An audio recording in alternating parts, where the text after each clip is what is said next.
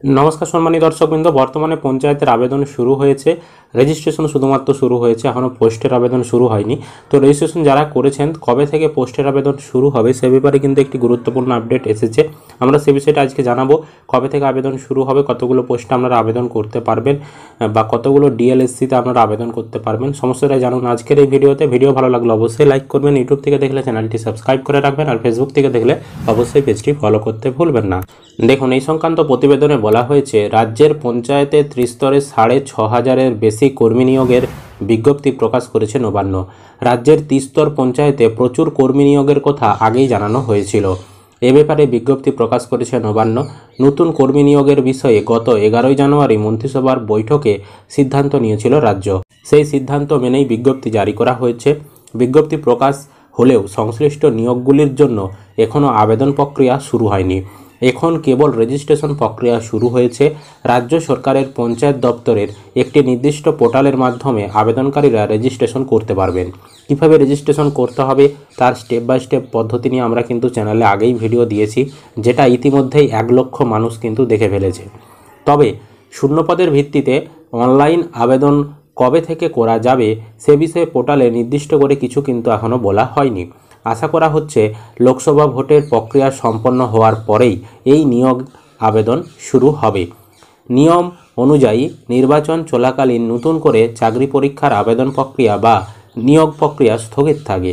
জানা গেছে আবেদন প্রক্রিয়া শুরু করার আগে প্রতিটি জেলা থেকে শূন্যপদ অনুযায়ী আলাদা আলাদাভাবে বিজ্ঞপ্তি প্রকাশ করা হবে।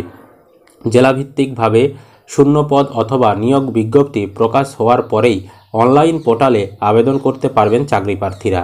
এবং জেলাভিত্তিক শূন্যপদ যেটা বলা হয়েছে ৬৬৫২টি শূন্যপদের মধ্যে আলিপুরদুয়ারের ক্ষেত্রে ১২১টি, বাঁকুড়া ৬০৭, বীরভূম ১৪৪, কোচবিহার ১৯৪, দক্ষিণ দিনাজপুর ১৮২টি এবং দার্জিলিং ৩৬৬, হুগলি ৬০১, হাওড়া ৪৩৭, জলপাইগুড়ি ১৪৬, ঝাড়গ্রাম ২২২, কালিম্পং ১৬৯, মালদা ১৩৬টি, মুর্শিদাবাদ ১৭৩, নদিয়া ১৪১, উত্তর চব্বিশ পরগনায় ৫১৬টি, এছাড়াও পশ্চিম বর্ধমানে ১১৭টি, পশ্চিম মেদিনীপুরে ৫৬০টি, পূর্ব বর্ধমানে ২৯৯, পূর্ব মেদিনীপুরে ৩২১, পুরুলিয়াতে ৩৯৭, দক্ষিণ চব্বিশ পরগনাতে ৫১৬, উত্তর দিনাজপুরে ৯৬টি কিন্তু শূন্যপদ রয়েছে।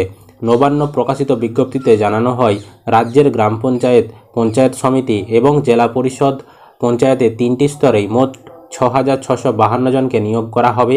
ত্রিস্তর পঞ্চায়েতের পাশাপাশি শিলিগুড়ি মহকুমা পরিষদের অধীনেও কর্মী নিয়োগ করা হবে। এবার অনেকেই প্রশ্ন করেছেন আপনারা কতগুলো ডিএলএসসিতে আবেদন করতে পারবেন, একজন আবেদনকারী কি একাধিক ডিএলএসসিতে আবেদন করতে পারবে? এখানে উত্তরে বলা হয়েছে হ্যাঁ, একজন আবেদনকারী একাধিক ডিএলএসসিতে আবেদন করতে পারবে।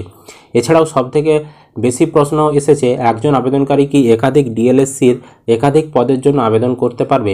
এখানে বলেছে হ্যাঁ, সমস্ত শর্তাবলী পূরণ করলে একজন আবেদনকারী একাধিক ডিএলএসসিতে একাধিক পদের জন্য আবেদন করতে পারবে। এর মানে হচ্ছে আপনি পশ্চিম মেদিনীপুরে আপনার বাড়ি, আপনি কিন্তু অন্যান্য জেলার যে ভ্যাকান্সি বেরাচ্ছে, ধরুন পূর্ব মেদিনীপুর, পশ্চিম মেদিনীপুর, সেই জেলার গ্রাম পঞ্চায়েত, পঞ্চায়েত সমিতি বা জেলা পরিষদের আপনি ভ্যাকান্সিতে সেখানেও আপনি আবেদন করতে পারবেন। এছাড়াও আপনি একাধিক শূন্যপদে আবেদন করতে পারবেন।